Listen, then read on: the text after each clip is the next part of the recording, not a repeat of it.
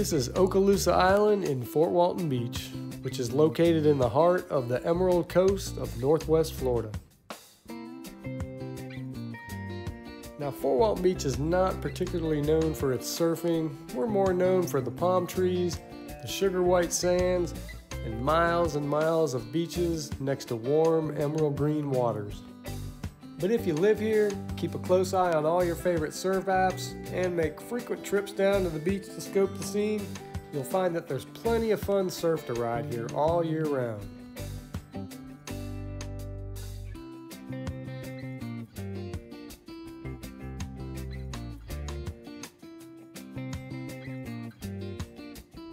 So whether you're a seasoned local ripper that's been around the block, or you're just here on vacation and trying to squeeze in a few waves between making sandcastles with the kids, here's 5 things you need to know before you surf in Fort Walton Beach, Florida.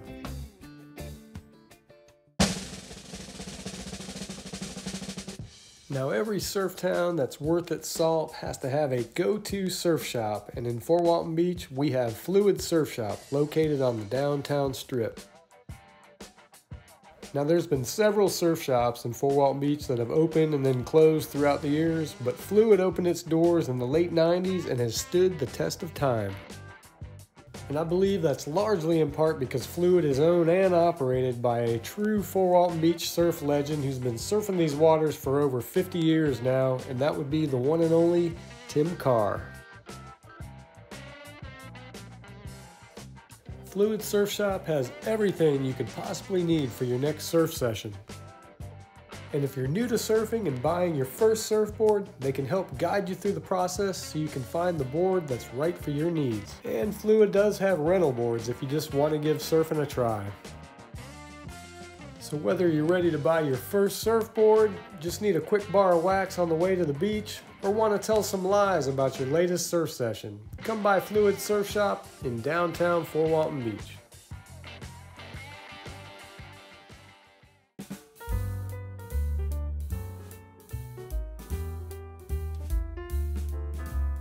So for all intents and purposes, the Emerald Coast is the Florida Panhandle coastline located between Pensacola and Panama City beaches. Not only is this area beautiful, but it's the only area of the Florida Gulf Coast that consistently gets waves, and here's why. For a lot of the year, the swell in the Gulf of Mexico comes from the southeast and moves in this direction. Then those said swells just mosey right on past this part of Florida, but then they hit the beaches of these 2 areas, and one of them being the Emerald Coast.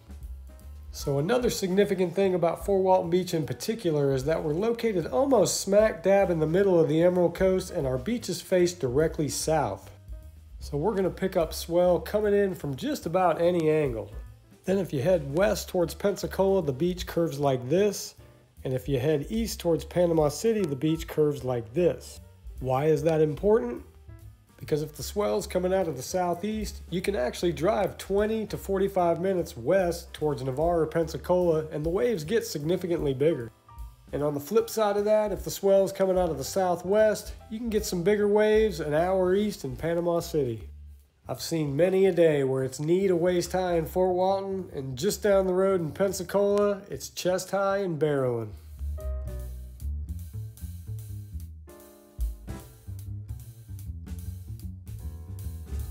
Definitely one of the best things about beach access on Okaloosa Island is that there's plenty of free parking. And without a doubt, the most popular place to go to the beach and surf is the boardwalk located next to Okaloosa Island Fishing Pier. And even on the busiest of summer days, with a little patience and maneuvering, you can usually find a parking spot. But it does get busy, especially when there's special events going on, like the Emerald Coast Volleyball Tournament. Then if you head west down Santa Rosa Boulevard, there's no less than 7 public beach accesses with about 25 parking spots each. And on any given day, a good sandbar for surfing could pop up at any one of these places. And it might last a month, or it could be here today and gone tomorrow.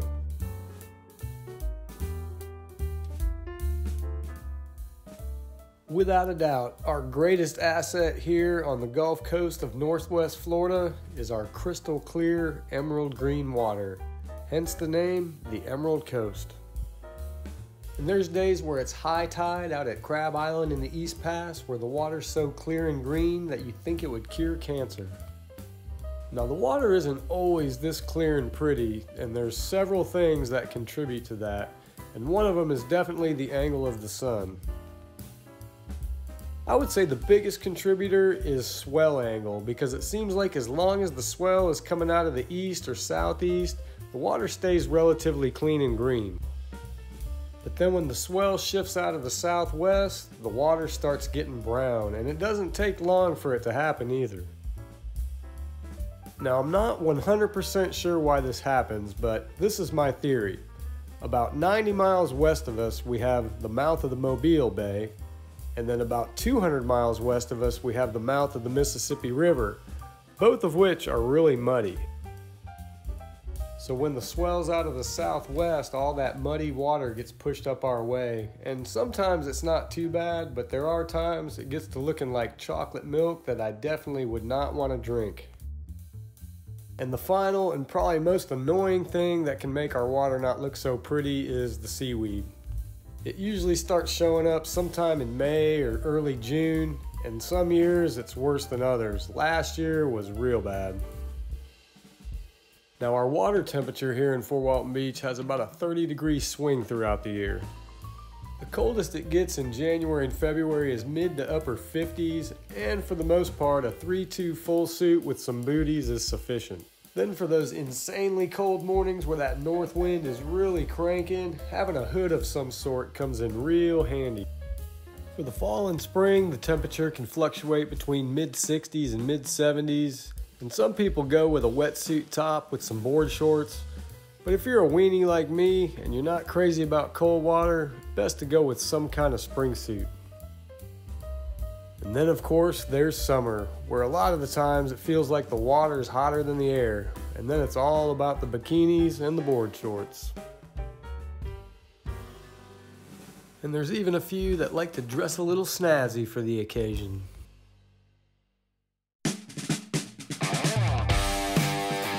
So for the most part, your average surfable day in Fort Walton Beach is going to be in that playful waist-high range. And surfers will be out there riding anything from longboards to fishes to shortboards.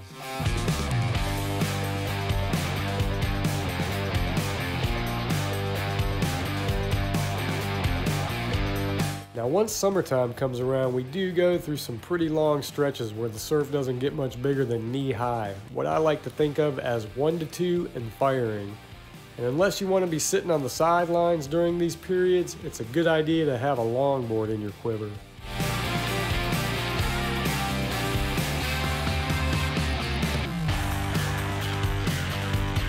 Then every now and again, old Mother Nature will throw us a little bone, and we'll actually get some pretty decent waves with some size. And we've got plenty of locals that know what to do with them.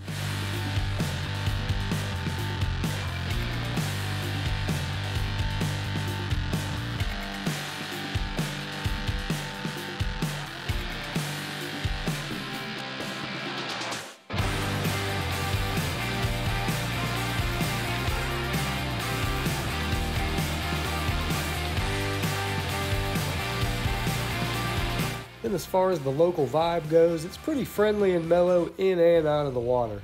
And when the waves are really firing, the stoke level here would rival any lineup in the world. And just like everything else in life out here, you get respect by giving respect. And most important, before you commit to a wave, take a quick look over your shoulder and make sure you're not about to burn somebody. Oh my God. And with that, thanks for watching. If you liked the video, don't forget to hit that like button and do us both a favor and subscribe to the channel. I try to get a video out at least once a week if the waves permit. And now, I'm gonna head out and see if I can catch a couple of these little nuggets. Looks like it's probably 1 to 2 in firing.